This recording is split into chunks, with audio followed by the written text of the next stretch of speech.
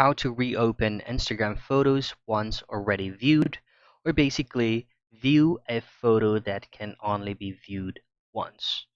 Now, this is very easy. All you have to do is just simply playing along with your current timestamp. Now, it may not be working for all the phones, but on my end, it actually works.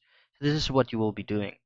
So just simply go into your phone settings and just simply type in time, and then this is where you can just maybe adjust it to an hour or depending on your preference.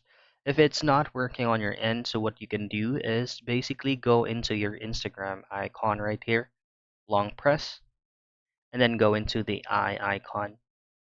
And by the way, before doing this, make sure that your Instagram is closed and not running. In here, just go into clear data and both comply these options like clear all data and clear cache. Once everything is completed, just simply rerun and relog into your Instagram application and it should be good. And that is how you reopen Instagram photos once already viewed.